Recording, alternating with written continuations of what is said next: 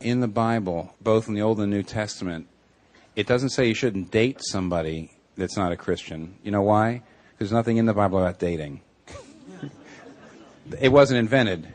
I mean, you know, I always, for years, I heard people speak to youth groups saying the biblical view of dating, and I used to say, well, that should be the shortest talk in history, because there's nothing in the Bible about dating. And I've had people say, well, you know, you shouldn't date a non-Christian if you're a Christian, and the only reason I'm always afraid of, on the one hand, I'm afraid of saying, I mean, that is a pretty good example of trying to be safe, but really going beyond the Scripture. But now you begin to see, here's the problem. If you get to the place where you'd like to marry somebody, but that person doesn't share your commitment to Christ, now you're beginning to see the problem. Why you really can't go forward. And the reason you can't go forward is this. When the other person says, oh, I don't mind you practicing your religion. I'm not going to try to keep you from your religion. But I just don't have your religion. Now what that means is the person looks into your heart and sees the thing that's the most important thing in the world to you, and she doesn't get it.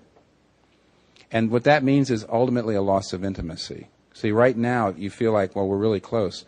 But I mean, if you're talking about somebody who looks at what really turns your crank, what really is your very heart, and doesn't understand it, that means she doesn't really understand you. It doesn't matter how many other things you have in common. It doesn't matter about the kind of romantic chemistry. You see, when you're young, the romantic chemistry and the mutual interests and so on can kind of mask the fact that at heart she doesn't understand you. And if she doesn't understand you, that means in the long run, there's only two things you can do. You can get intimate with her by putting God on the outskirts of your life and putting her in the center, or else you can keep God in the center of your life and then she'll go to the outskirts.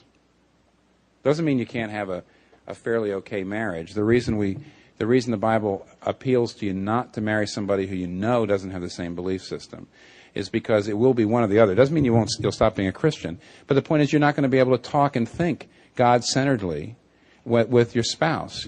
Are you following me on this? You just won't be able to. You know, in other words, you'll have a reason to do something and it's based on God, but you can't say something because she's going to roll her eyes. And so what you end up having to do is sort of having to, you know, it doesn't mean you stop being a Christian, but you push him out of downtown out into the suburbs. I mean, instead of being in the center of your life, you push them out. So either if you want to share your heart of hearts with your wife all the time, you're going to have to sort of push, you're going to have to make God a little less important. Otherwise, your wife is just going to be bummed out. So either God goes to the suburbs and your wife lives downtown and she's the one you're most intimate with, or God stays the person you're most intimate with and then she ends up being somebody you're really not. She goes to the suburbs. You following me? And that's the reason why you're stuck. I think the most merciful thing is to lay out something along the lines of what I said. You've got to try to be articulate about it. You know, you can't just say, you don't have my beliefs. I mean, that just sounds narrow-minded. If I were you, I would try to explain it like I did, which is to say, let's be practical. Let's be practical.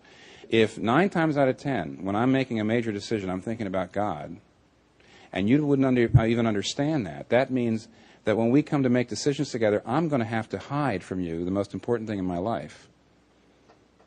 And you don't want that. So you have to say, now, either you start moving toward the same belief I have, or we're we're just not going to be able to go forward in our relationship. Okay, that's what you have to do. Don't just say, you don't have my beliefs. I mean, that sounds to her simply like, well, you have to sign on the dotted line.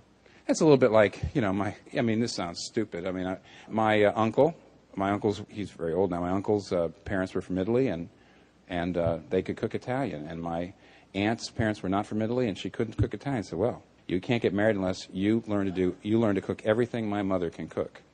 And my aunt said, okay. And a lot of women would say, you know, right.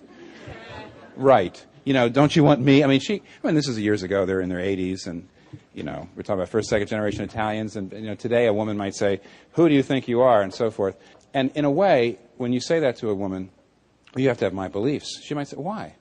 That's partly because she doesn't understand how belief in God is integrated in your life. So what you'd have to do is basically say, either I'm going to have to not really share you my heart when we get married, or else you're going to have to start to move to understand it one way or the other. So that's what you have to do. I don't envy you. It's going to be very hard. On the other hand, to not do it will be harder. So you've got two alternatives. One is hard and one is impossible. So I suggest the hard one.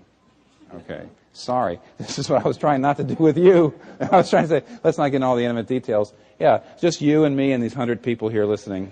I'm sorry about that, but I appreciate the candor of your question. It's a very important one.